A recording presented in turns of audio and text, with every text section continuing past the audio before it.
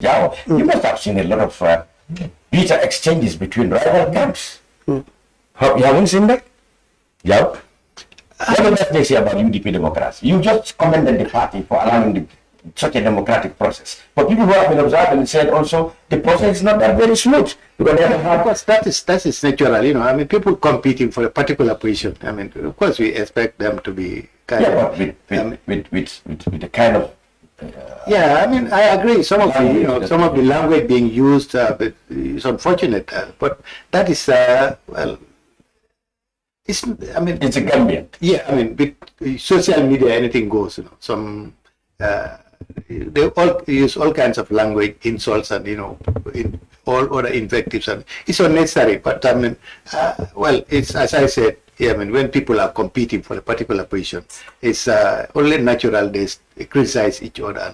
But honestly, I mean, the type of language sometimes being used is unfortunate. That shouldn't have happened, because that's not good for even for the cohesion of the party at the end of the day. Because I mean, we've had some people even talking about leaving the party if a particular aspirant is selected. And I think this shouldn't have gone that far, because at the end of the day, if the party decides to select one particular candidate, I think everybody should back that particular candidate, because it's a kind of contest between different people with different interests and maybe different approaches and all. So it's only natural that only one person would be chosen. And I think it was unfortunate that anybody would make such a comment that if a particular candidate is chosen, I will consider my membership of the party. That was wrong, and I think that shouldn't have had help in the situation at all. The UDP has led in terms of, well, we could say, allowing a process of primaries, in the selection process of their party leader or flag bearer, as we have seen this year.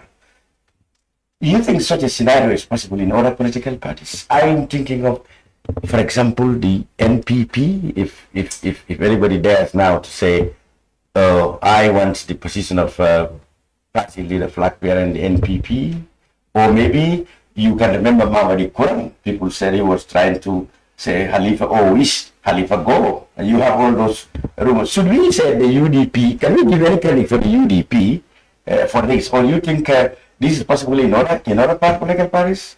I mean, knowing the history of political parties in the Gambia, the leader takes everything, nobody challenges leaders. Yeah, of course, this situation in the UDP is unprecedented, as I said, because usually, I mean, the party leader wants a position. Nobody is very unlikely that anybody would challenge the party leader to it. Well, of course, we've heard from Mr. Jawo here, Jawo, that in 2021, actually, he applied for, but again, you've seen how it went about, because, I mean, as far as the leadership of the different parties are concerned, the party leader is the leader, and whatever he wants, nobody should challenge him.